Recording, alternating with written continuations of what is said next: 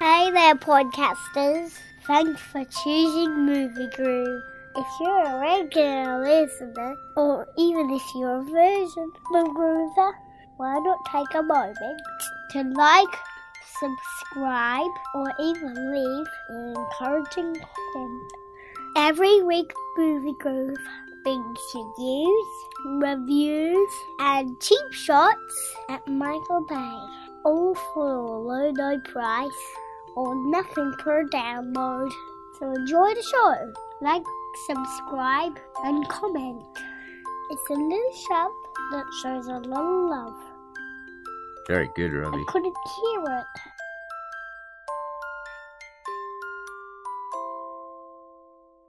Movie Groove, 7 to 9 Thursdays on Energy Groove Radio.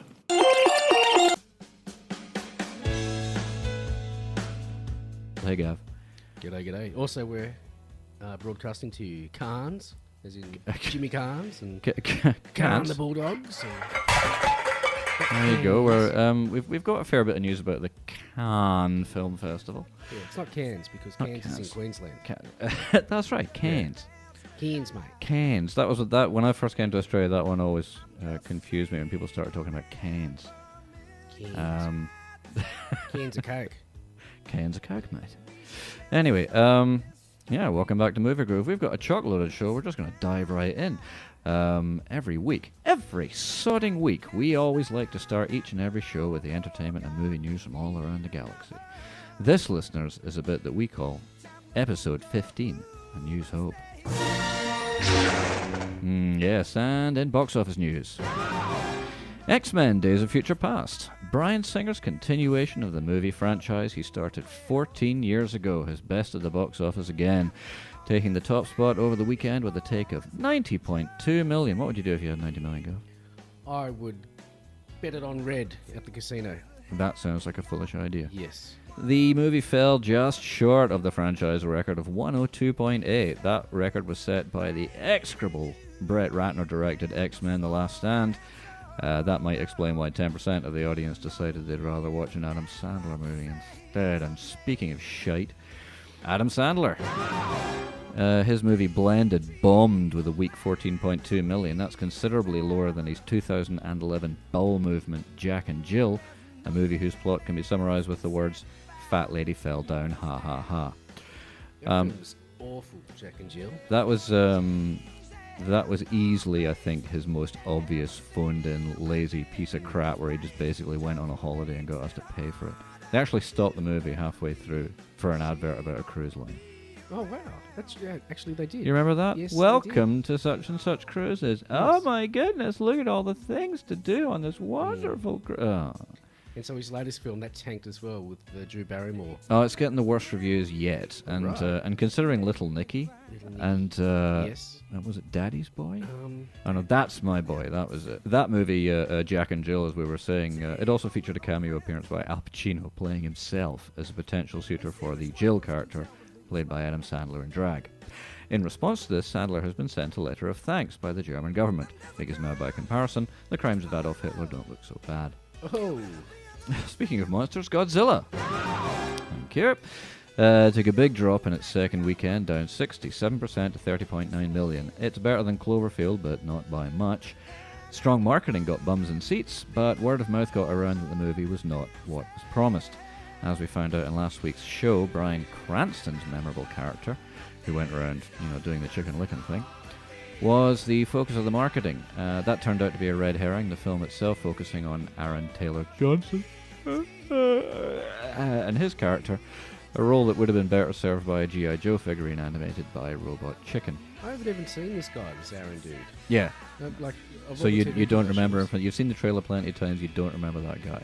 No. Can you remember a picture of an image of a guy, just a Marine, staring? Oh, okay. Yeah. There were a few soldiers who got forced off a bridge or something. I saw that. So that's what I'm talking about. People are going in and saying, what the Bryan Cranston's, not in this anymore. But anyway, not only that, Godzilla himself isn't even the main bad guy. Spoiler alert. Cover your ears for 5 seconds. He's been relegated to the secondary role of convenient third act Deus Ex Machina. Do we know what a Deus Ex Machina is, Deus guys? Ex Machina? It's basically where fate turns up and solves a problem for you. Yes. The only non-comedy movie that it's ever worked in is Indiana Jones and the Raiders of the Lost Ark. Right. Yes. God shows up at the end and just solves the problem for them. That was pretty good, actually. Yeah, it was pretty damn good. It worked like a charm in that movie, but yeah. Was that Morgan Freeman as God? Actually, that's more bit Charlton Heston. He truly Charlton. is the king of kings. No, that was John Wayne. You're getting your amazing. No, it's Charlie Heston. Yeah, truly, he was the king of kings.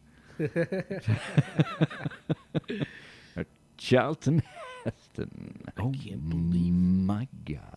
Every movie he did, he always did that line. Yeah. Oh I think so. my God! Soylent Green is people. Soylent Green. So you maniacs. Anyway, so that kind of sucks. Tough competition from X-Men. The movie was always going to take a big hit, and it looks like it'll finish on 220 mil US domestic. The sequel's already been greenlit, so we won't have seen the last of Giesel, which is what we'd be calling him if he was a real celebrity, because people are idiots and I hate them.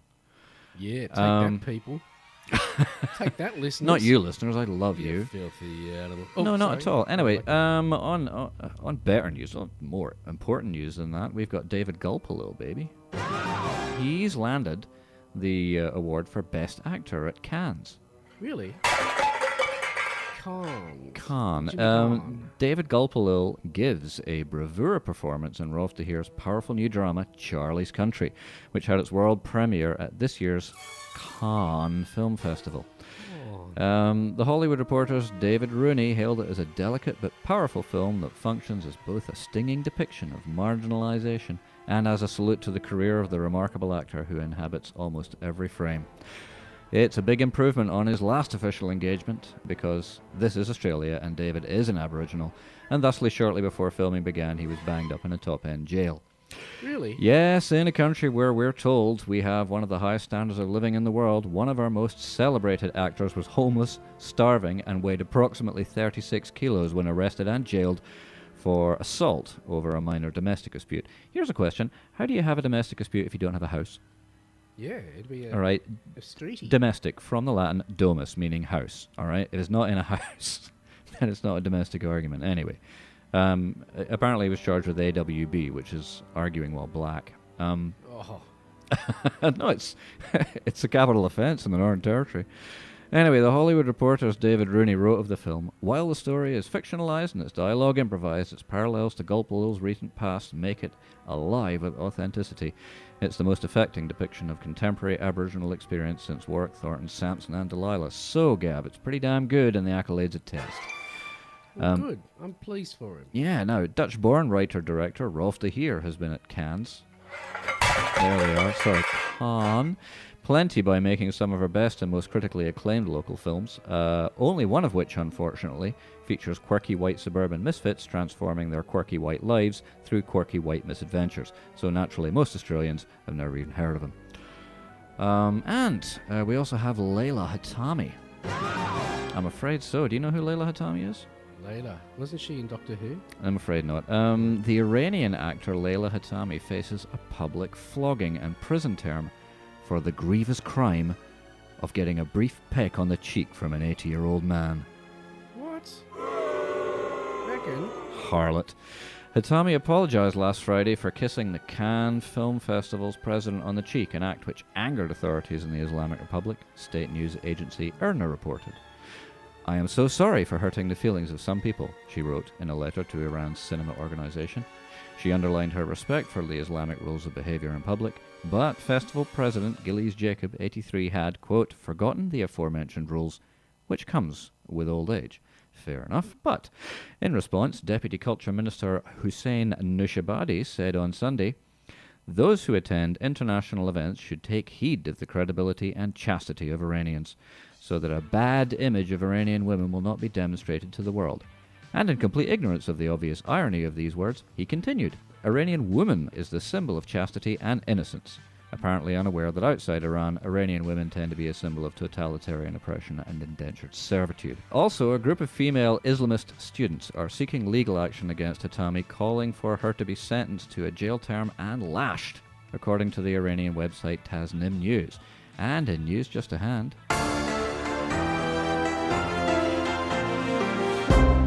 these same female students have been rounded up and arrested because by submitting their protest in writing, they inadvertently revealed that they know how to read.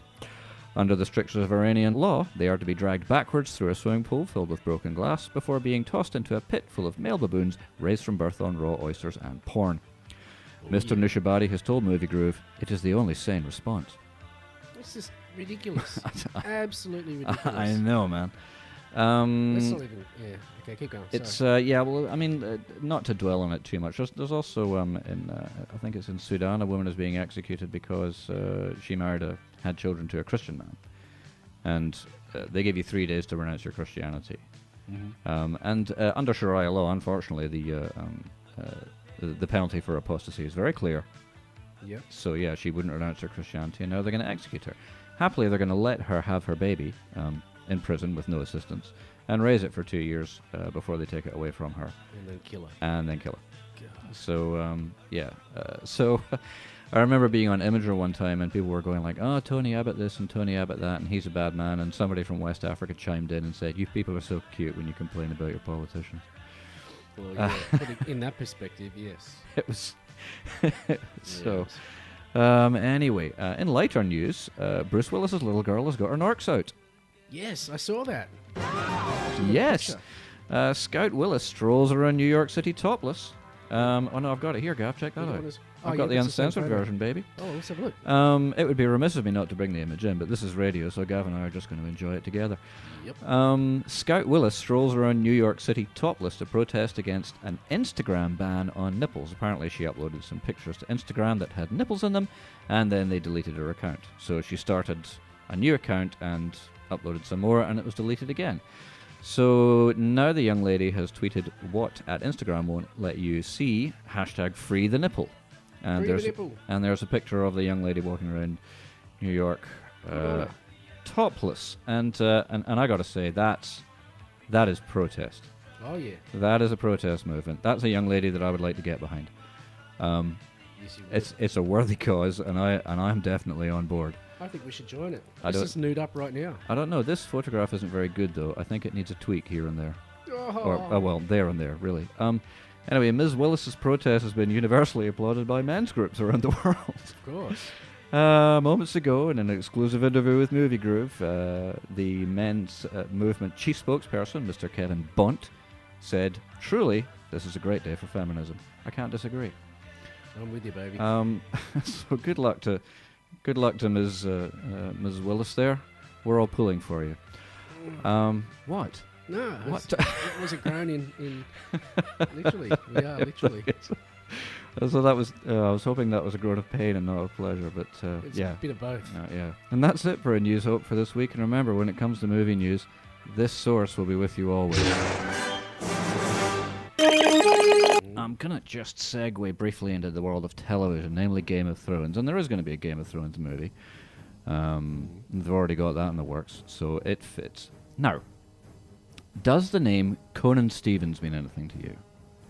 Is he a brother of Shakin' Stevens? I'm afraid not. Or related to Conan the Barbarian? Well, there's definitely a connection there. In the show, which you're not a Game of Thrones guy. I've seen about 10 minutes of it all up. Right. Okay. And that was when they did the funny lip sync thing over on YouTube. Right. So you won't have seen in season 1 of the show. We're up to season 5, 4, something like that. And in the first season, there was a character called Sir Gregor Clegane. Otherwise known as the Mountain, a 7'1" behemoth who was handy with a sword. Wow. And he's played by an actor called Conan Stevens. You sure that name doesn't ring a bell? Do you remember? Because I was looking up his profile and I just happened to notice that he was from Australia and that he studied at university. And I thought to myself, Not Mark Stevens. And I thought, which university? And it said University of Newcastle. And I remember that a guy that I never spoke to, but of course was impossible to miss at the University of Newcastle while we were there, was this 7'1" behemoth who was built like several brick shithouses stacked together, whose nickname was Conan. Same guy. Mark. His name is Mark because on his IMDb profile he refers to himself as Conan. Yeah, he became a wrestler. Yeah. That's Mark. That's Mark. He used to be really skinny when I first met him. So you know Mark. Yeah, yeah. Yeah, well, and so you'll know that towards the end of university, he turned into basically a side of beef. I mean, he was enormous by the end of it. Yeah. Oh yeah. So, and I never spoke to him. I never had the opportunity to speak to him. And the one time that I did actually talk to him was at the infamous Newcomen Street party, which, for the listeners, was a massive house with 4 stories. That's right. And he got stuck up the stairwell with the strobe light on. Yeah, just packed with people. And I said something to him, and he just kind of looked at me like he looked at everything, which is, as if he couldn't work out how it held together. He was having a pretty big night that night. He actually came and picked me up when the cops came. Yeah. And I was speaking to the police, and Rodriguez going, Gav, be quiet. And Mark just came out and went, right, come here. And just sort of one-handed me, and I'm like, get off me, you big galoot. You. Well, he's had an interesting career, because he was a professional wrestler, and he probably could have been a world champion, but unfortunately he got a terrible nerve damage injury. Oh no! Which he thought basically ruined his dreams of being an actor for all time. But 5 years later, it came good, and he eventually went on he wrote his own action movie. I think was produced in Hong Kong. Really? He was, and yeah, of course he's in.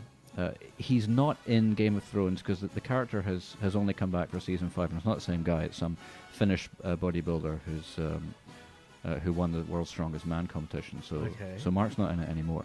But he played Goliath in Son of God. Yeah, I believe you. If you go to his IMDb profile, you're looking for Conan Stevens, and he's got a long list of credits. So he's done very well for himself. Wow, good on you, Mark. Well done, mate. So if you're listening, Mark. But I thought he was only 6'9.5". It's 7'1", it says on his profile. Nice. But he's cheating. Okay, so here's the thing: is that I'm reading his profile, and I'm going, clearly this is written by the man himself. Oh yeah. So it may be, and it said so the profile blah blah blah blah written by anonymous, and I was like, yeah, anonymous, Sure. okay. And it says that he's 7'1", not quite 7'1". No, he's 6'9". Yeah, well. Because you remember Big Brad from university as well. I won't say his last name, Brad T. Yeah. He was 6'6". I remember going out with him one night. It was just funny. It was like we formed a W. There was two big dudes on either side of me, and I'm only like 5'9" or something, and just getting neck strain all night. It's like, dudes, we got to sit down because you do all my head in. Well, there you go. So that was just something that I noticed in the weekend, is that we know somebody famous, or at least you do. He made a good homebrew, except they exploded once. One time at band camp. No, yeah. They do that. He had a whole bunch of homebrew, and they all just smashed. They do that. You've got to be careful with the yeast, apparently. Yes. Yeah. But Anyway. the stuff that survived was pretty good. Oh, the stories I could tell you about him. There you go. Well, we'll do There's that. We'll do that after the show. Next on the show, we've got the segment of the show where we have a look at what's opening in theatres in Australia and all around the world. This is Opening Scene. That's better.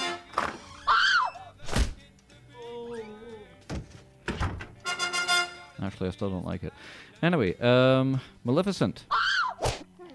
Opening this week around the world and in Australia too, happily, is Disney's Sleeping Beauty reimagining, reboot, rethingy Maleficent, which tells a different tale of the dragony villainess, played this time by a cheekbone-enhanced Angelina Jolie, looking a bit like a manga caricature of herself, really. The bad guy this time is Beauty's dad, who's clearly not been living up to his good king brand, but then again, what king does? Played by that cheeky South African glowering weirdo for hire, Charlton Heston. He's been a very bad regent indeed, and this time he's pissed off their own girl, mate. And here's a clip.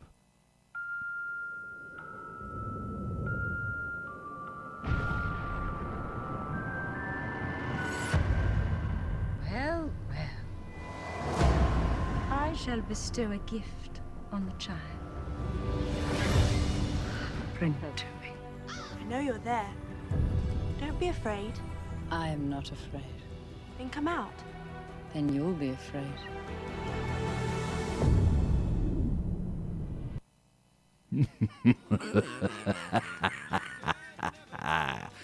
That's Maleficent there. Star Jolie is currently taking a break from her 1,000-strong army of kidnapped African children.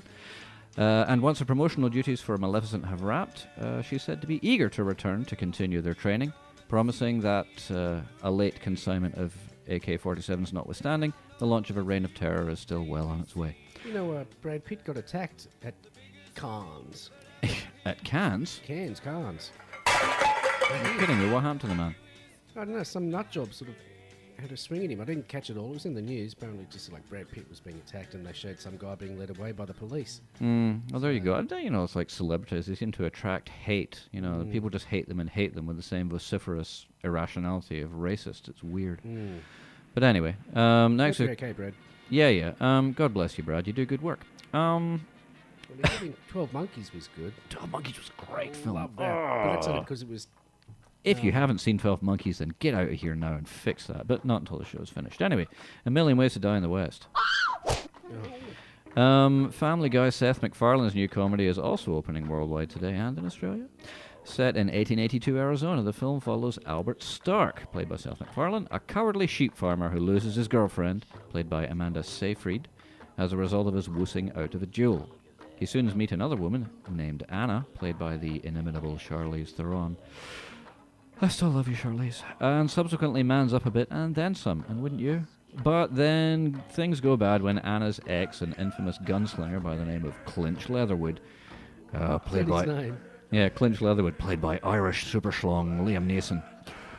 Have you heard that about Liam Neeson? And the legend is, biggest schlonger in Hollywood. Really? Oh, yeah. Where'd he go? There is actually, and I might have brought this up on air before, there's a website you can go to, this is no lie, this is not a gag, called neesoncock.com, where you can go and read and share jokes about Liam Neeson's cock, which always start with the words, Liam Neeson's cock is so big. How big is it? Before he has actually the Silver Surfer shows up to warn you. When he dies, it'll detach and find a new host. Wow. From a distance, he makes the planet Earth look like a queue. And you know how he got circumcised? 4 skin divers. No, that's a whale. Hang on, that's a whale. That's that whale joke from last week, but we're going to give it a rim shot anyway.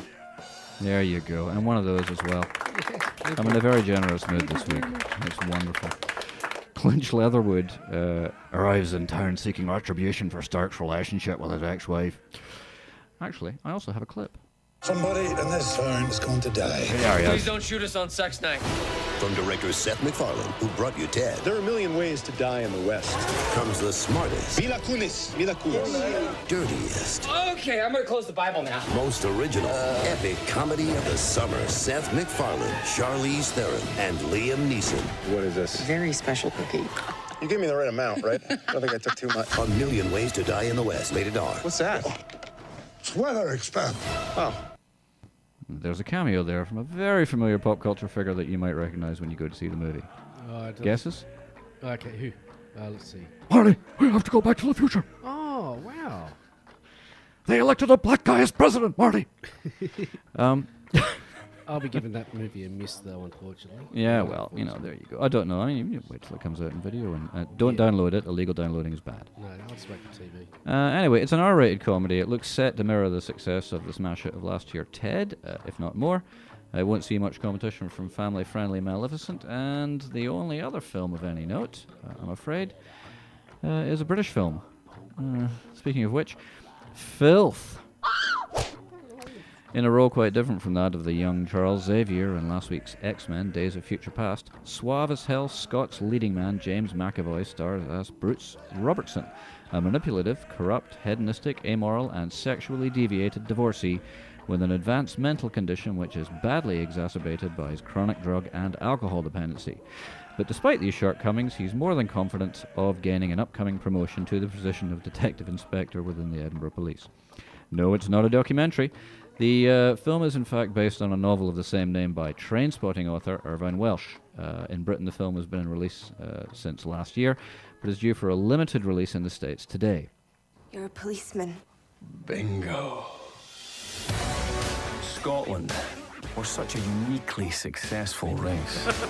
This nation brought the world television, whiskey, and of course, me. I think there's something seriously wrong with me. Have you been to see a doctor?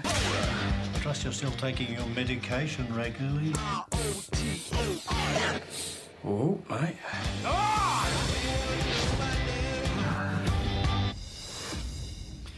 Well, I've seen the film, and I can only advise that while it is darkly hilarious, it is also a bit of a challenging watch and not for the faint of heart.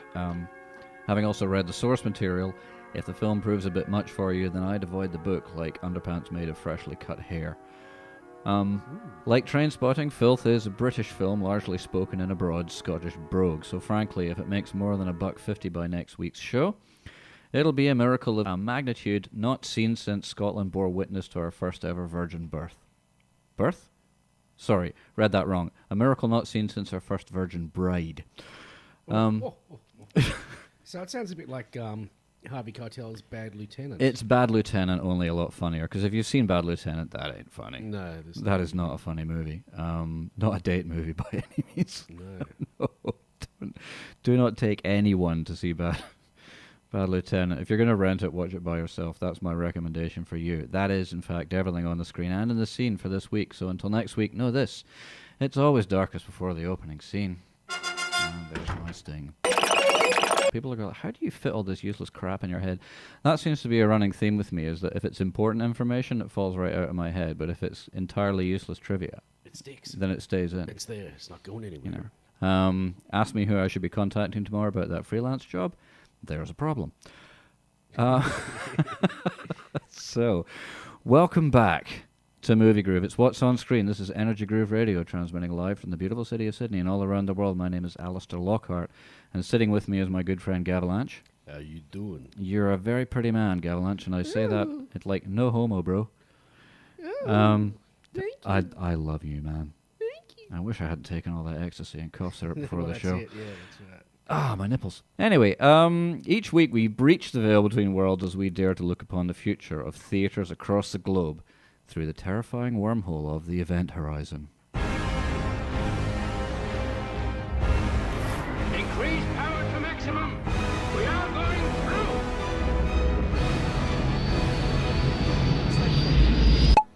through. That's my own little production starring Mr. Maximilian Schell. We are going through. That's from The Black Hole. Remember that really odd 1979 sci-fi movie with the John Barry? And Yes. yeah, if you haven't seen The Black Hole, a massive amount of money poured into it by Disney, entirely the wrong tone, and by God, it moves slow. The pinball machine was good though. Was it? Yeah, it was a great A machine. pinball machine that doesn't seem to fit because, as I said, the movie is like really, it moves like molasses, and it's made worse by this John Barry score, which is like. Oh, God Almighty. Anyway, this week on the event horizon, we've got AntMan. What? AntMan. Nerds worldwide have been blasting their shorts over an AntMan movie starring Paul Rudd and directed by none other than Shaun of the Dead director Edgar Wright. Those movies are awesome. With the exception of that one about video games, I didn't get it. Which one? Wasn't made for me. Scott Pilgrim versus the World. No. Yeah, no. If you love it, you really love it. But I was one of those people that just didn't get it because I'm old. It wasn't made for me, you see. Anyway, this week the news dropped that Wright has left Marvel's Ant-Man over creative differences, leaving those of us in the nerdosphere wondering exactly what were those creative differences anyway. Predictable rumours of Wright being fired for having no control over his set and so on have proved to be crap, and according to an article this week in Latino Review, the stall in production is actually due to rewrites ordered by Marvel Studios Suits. Marvel had notes, apparently, mostly about the morality of the piece, must include franchise characters, blah-de-blah. Right. Joe Cornish and Edgar Wright did 2 drafts to try and answer the notes without compromising their core concept. But Marvel took the script off them and gave the assignment to 2 low-credit writers.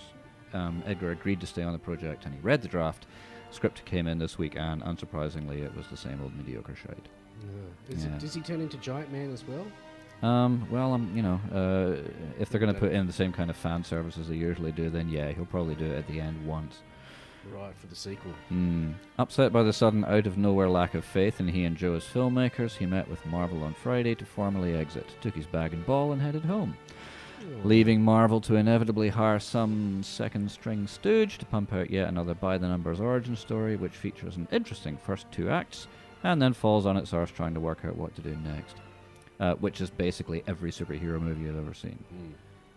This is great, and then in the 3rd act, like the original Iron Man, I was sitting there thinking, this is turning out to be the best superhero movie I've ever seen. And that's the original Iron Man. And then, right at the end, the bad guy talks himself to death, which I really hate. He takes off all his armor and goes, I got to hand it to you, Tony. You really built an amazing suit. And so now I'm going to stand here monologuing. I'm going to stand here going blah-de-blah-de-blah while you crawl very, very slowly towards that doomsday device. Yes. I'm going to give you all the time in the world. I was so upset. But anyway, there you go. Most of it was good. And next, AntMan. Maybe it'll be good. Who knows? We've got Jimmy. What? Jimmy, which is according to IndieWire, reports from Cannes. There they are. Say that Anthony Mackie, who gave us Falcon in Captain America, the Winter Soldier, will star in Jimmy, a biopic about electric hippie Jimi Hendrix and his last 9 days of life. Wow. So spoiler. Jimmy choked on his own vomit after a final meal of red wine, chili beef, and sleeping pills. Not going to be a happy ending, I'm afraid. No. The girl with the fake dragon tattoo, Numi Rapace, is in negotiations to star as Hendrix's girlfriend, Kathy Etchingham. And the extremely hot Tandy Newton will star opposite Mackie in an unspecified role, I'm guessing Cleopatra Jones, I think her name was, which would be the former girlfriend. Right. IndieWire states that the film has been in development for years. It was originally going to be directed by Paul Greengrass from the Bourne series. More on him later, but the production fell through when Hendrix's estate found out about the plot's focus. That's the last days of his life, and suffice to say, they didn't like it. But the film is now back on track, so clearly the script has been excised of the bits that they didn't want in, and there's going to be a few of those. Hendrix had a bit of a dark side, apparently, towards the end there. But, apparently, there was some animosity with Noel Redding, who was the bass player, and he was always the one that was bitching about money. Chaz Chandler was he was the bassist in the Animals, and then he became the manager. And when Hendrix died, he had something like £30 in his bank account. Chaz Chandler, multi-millionaire. Oh God! And the stated reason for getting rid of Noel Redding as the bassist was that they wanted a black bass player because Hendrix felt that it was more in keeping with the whole Black Power thing. They didn't get rid of Mitch Mitchell. Mitch Mitchell, the drummer. Yeah, because he was the best session drummer in England. You wouldn't. But Noel Redding was just kind of there. Yeah. And he was the one that was always bitching about the money. Like, he knew that how much money they were making, and he just kept on asking, why are we not seeing any of the money? And so eventually they just got rid of him because he kept asking that question. And Jimmy didn't care. He was like, it's okay, man. It's just leaves now. And by this stage, he was taking LSD with an eyedropper. Not like, your amateur. Yeah. Just sort of sucking it off a little tiny piece of cardboard. No, he was schooner of acid, squirting it straight into the back of his throat. So Redding, he never stopped bitching about it. Right up to his death, he was still complaining about the fact that he was kicked out of the band for asking about the money. And he said that one night he actually saw Hendrix bash some girl's head with a brick outside of a nightclub. They were having an argument, and he just basically put her down on the ground and started, but this is his story, so yeah. Okay. But you take that much LSD, it's going to mess you up a little. It's just a bit. Plus, he was in the military. Well, yeah, he was a paratrooper. A Hollywood Reporter has got this piece on Star Wars. What? Star Wars. What? Star Wars. I could do this all day. The Hollywood Reporter has it that at the moment, filmmaker Gareth Edwards has bagged the directing gig of one of the upcoming Star Wars standalone films, and StarWars.com adds the following. In addition to the episodes of a new Star Wars trilogy, Lucasfilm and Disney have begun development on multiple standalone movies that will offer new stories beyond the core saga. Gareth Edwards will direct the first standalone film with a screenplay by Gary Whitta. Edwards made a decent low-budget sci-fi called Monsters a couple of years back, and recently gave us Godzilla, which doesn't suck, apparently. So Gareth says, ever since I saw Star Wars, I knew exactly what I wanted to do for the rest of my life. Join the Rebel Alliance. Yeah, okay. I could not be more excited and honoured to go on this mission with Lucasfilm, said Edwards, singing hard for his supper there. Gary Whittass, on the other hand, has screenwriting credits including 2010's The Book of Eli, starring Denzel Washington. Now, this is a genuine spoiler alert here. A movie where, turn your radio off for just 5 seconds now, the MacGuffin of great power that everybody wanted to get off and turned out to be the last and only copy of the Bible on earth. What? A twist so underwhelming and stupid it was described by writer-director M. Night Shyamalan as pure genius. He would know. Whitta states, from the moment I first saw the original movie, as a wide-eyed kid, Star Wars has been the single most profound blah blah blah. What else is he going to say? It's just a job. Disney CEO Bob Iger stated that it was a plan to make at least 3 spin-off movies. This crap is just going to continue until we're so sick of Star Wars that just a glimpse of one of the original movies will give us seizures. Here's our slate for the next 6 years. In September of 2014, we've got an animated series simply called Rebels. 2015, Episode 7. 2016, Boba Fett. 2017, Episode 8. 2018, Solo. Cast Nathan Fillion. 2019, Episode 9. And 2020, Red 5. Again, Nathan Fillion needs to be Han Solo. Who's Nathan Fillion? He was Captain Malcolm Reynolds in Firefly, the best sci-fi television show ever made. No. Yeah. Right. Okay, so here's your homework. You're going to watch Firefly before next week. There's only one season. It was cancelled after 1 season despite its brilliance, because if it had the same numbers on Sci-Fi Channel, it would still be on now. It would be in seasons, 10 by now, but it was on Fox. It didn't get the numbers that they wanted, so they cancelled it after the first season, and despite a massive outcry from fans, that was it. And then they did a movie which was pretty damn good as well, and that's it. It's a massive cult favourite. Okay. Firefly. And Nathan Fillion played a very Han Solo-esque kind of a character in there. Yeah.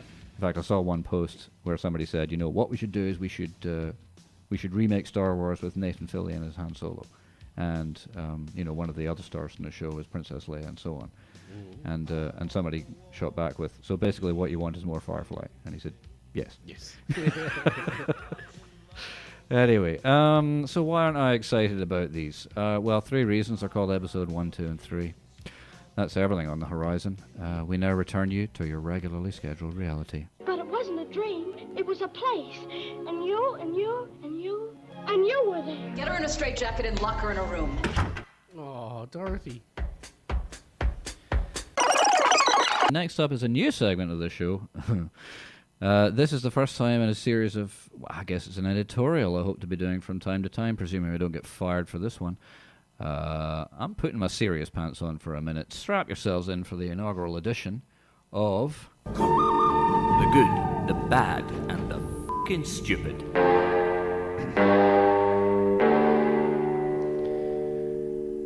And this week, possibly for the first and last time on The Good, the Bad, and the F***ing Stupid, Seth Rogen. Now, I need to apologize just because this is from news.com, which is a Murdoch site.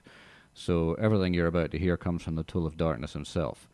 Unless, of course, he buys the station at some point, in which case, welcome to the team, sir. Of course, we all know that a tadpole like Murdoch could never wrest control of this media empire from a big fish like our own Freddy the Turk. Freddy the Turk? Freddy the Turk, people are safe when near him. Freddy the Turk, only the evil fear him. Softness in his eyes, iron in his thighs, virtue in his heart, and fire in every part of the mighty Freddy the Turk. Seth Rogen was all pissed off this week because some histrionic scribbler pointed the finger at his films as partially to blame for the latest mass shooting to occur in the United States, at the time of writing anyway. Elliot Rodger, himself the son of a filmmaker, killed 6 people and wounded 7 others in a drive-by shooting. In drive-by shootings, plural, in the college town of Isla Vista on the weekend. Now, being a deluded Dick Stain, Roger posted videos on YouTube beforehand in which he promised to punish, quote, popular girls and the girls who had rejected him. Horrible tragedy and a damn good news story, but one that's missing a second act. Thusly, when writing an op-ed in the Washington Post, critic Anne Hornaday implied that the sexist movie monoculture, as she put it, of Hollywood was at least partly to blame for Roger's actions. Because you see, Gav, a news story like any story, any movie, any TV show must be properly structured for popular consumption, so as to sell advertising space where the story appears under the paper-thin guise of informing the public. A story which includes innocent bystanders is perfect because that element brings the story directly home. What, the story asks, if it happened to you? The Boston Marathon bombing is an example of a story that came with this type of perfectly structured narrative. The story begins with the reconstruction of the inciting incident and the cost in innocent lives, with a focus on any children involved. With the culprits on the run, the second act is a drawn-out cat-and-mouse scenario, during which those covering the story muse on the motives of the killers, while gleefully dissecting any of their personal information to fill the slow spots in the script. News story. This culminates in the third act, where the perpetrators are cornered by police and, like any good Hollywood ending, are shot to death without atoning for their crimes. The trouble with a mass shooting, however, is that our bad guy will usually turn the gun on himself, which robs the story of its necessary second act. the hunt for the culprit. Are you with me? I'm with you. So if the story's going to stay alive, there has to be a trigger man. There has to be a bad guy who set the gunman on his path. But who should that bad guy be? Well, to start, the family of the gunman are out. While it seems like they should share some measure of the blame, even in cases such as, say, serial killer Jeffrey Dahmer, for example, the damage is often caused by these parents committing no greater sin than having no real contact with their teenager, due to factors such as a busy career, an unhappy marriage, and so on. So to place blame on these utterly commonplace problems is to point the finger directly at your audience. That ain't gonna fly, you'll have to look elsewhere.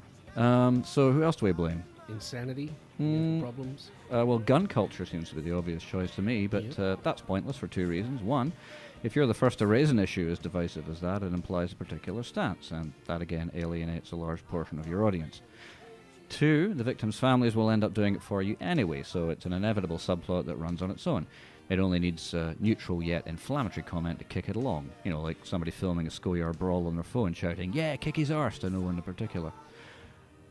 Questioning the gunman's motives is certainly out.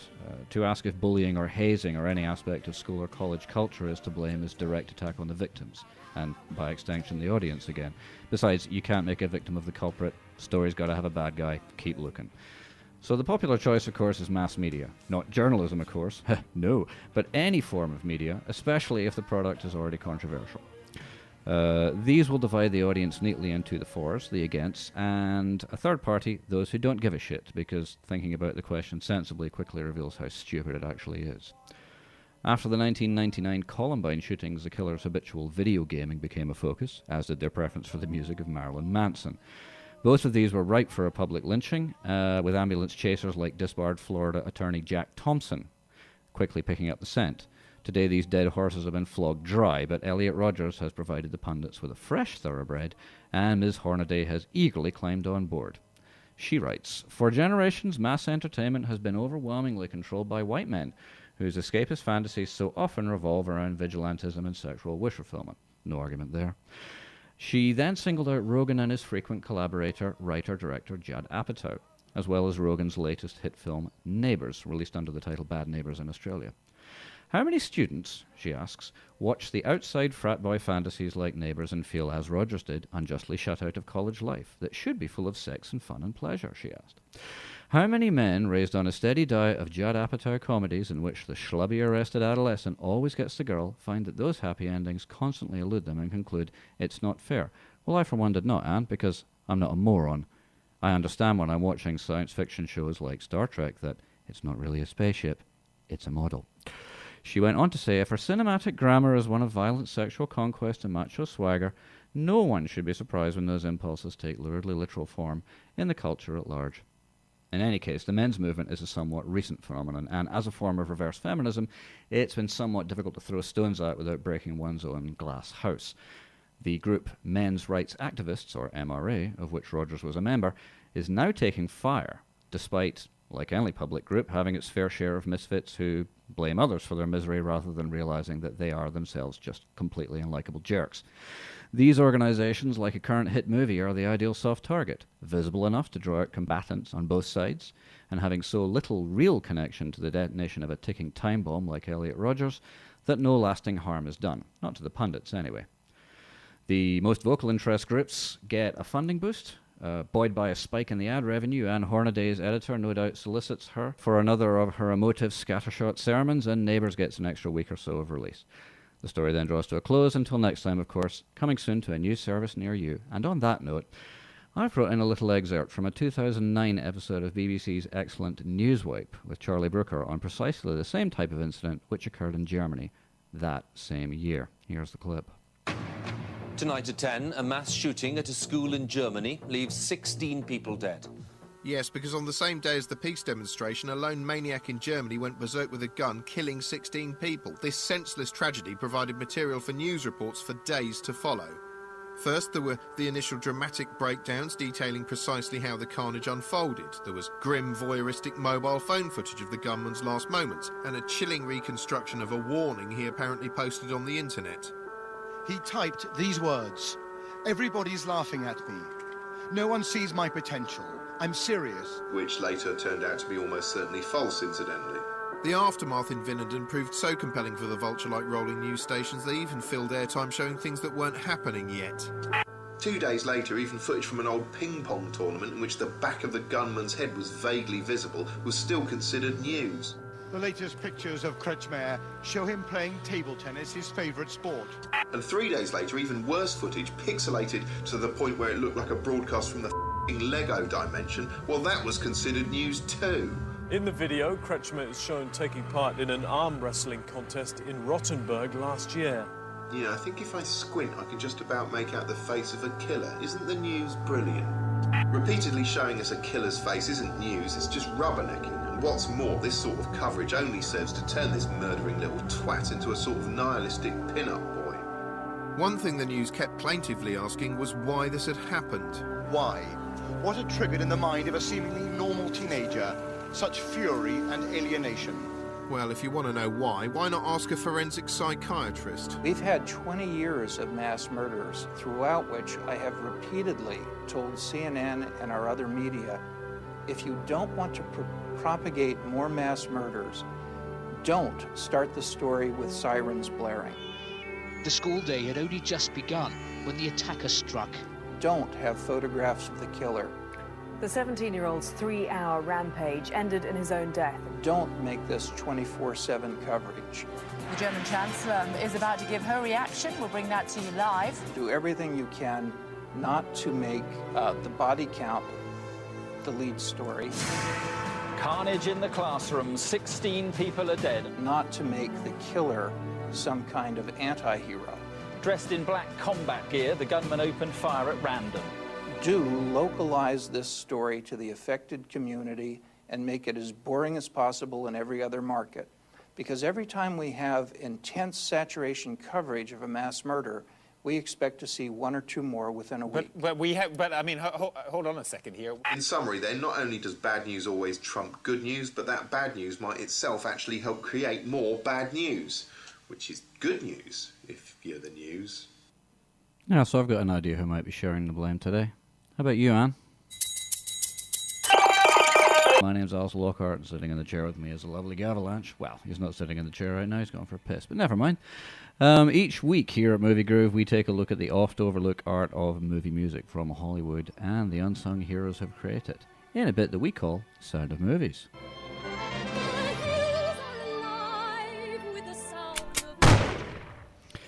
And this week we have John Powell.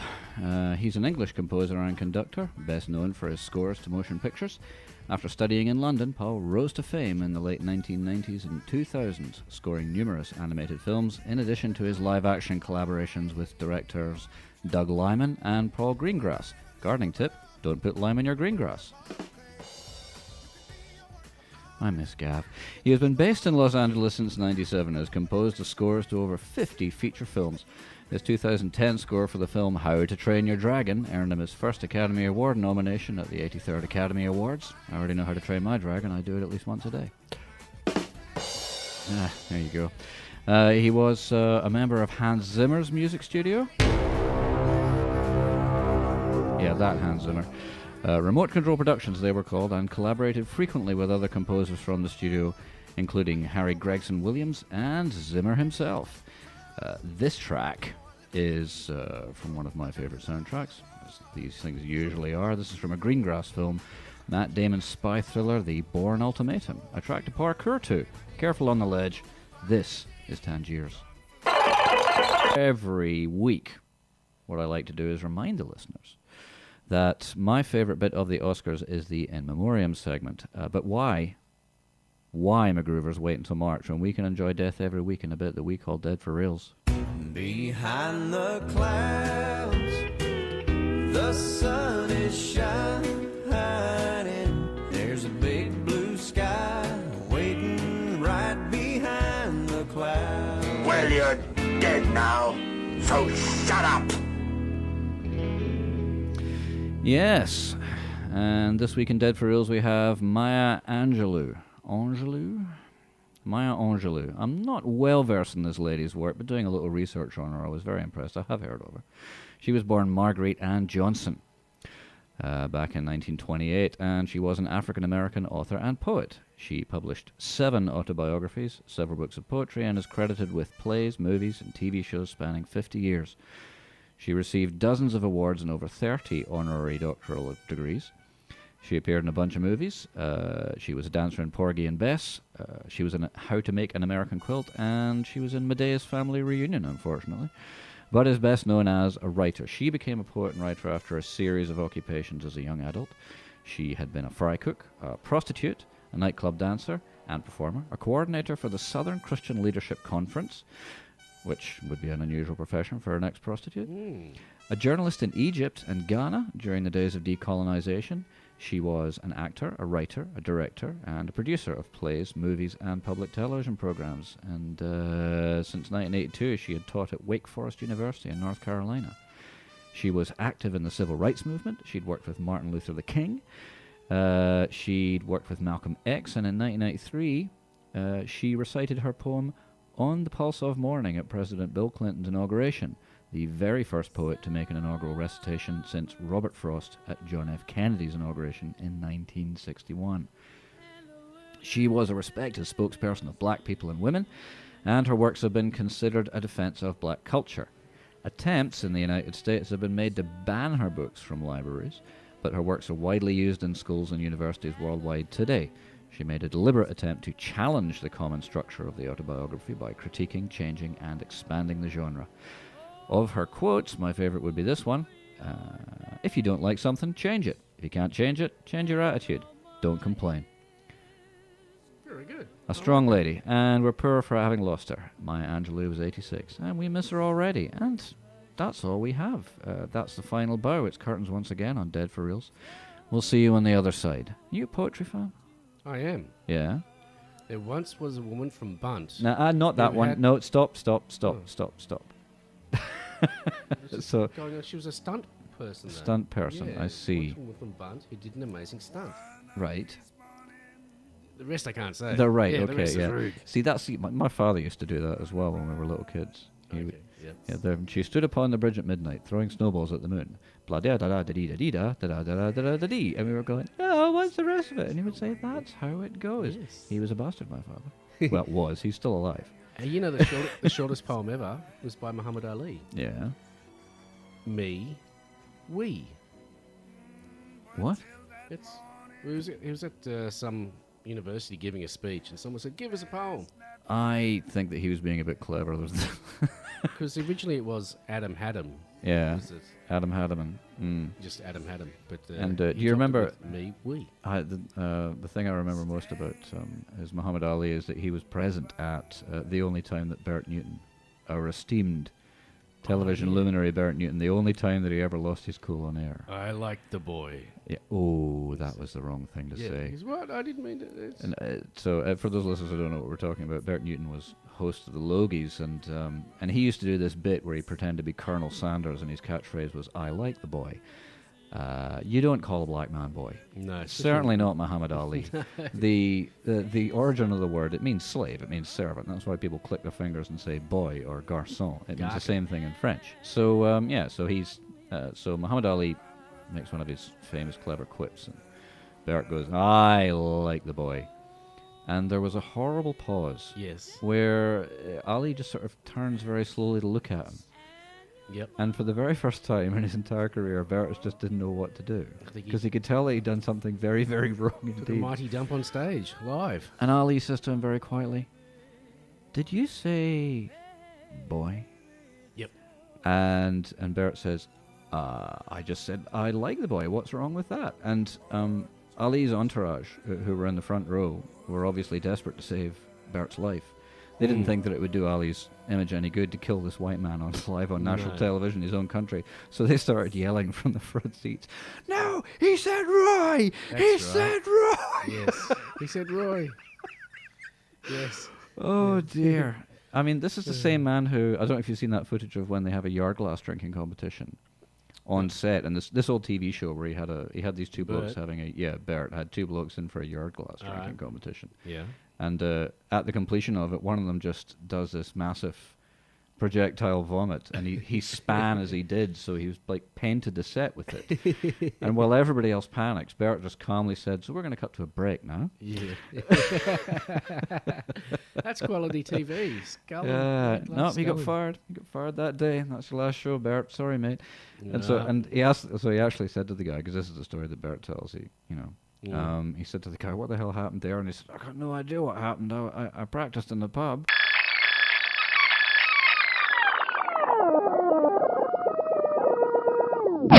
Movie Groove, 7 to 9 Thursdays on Energy Groove Radio.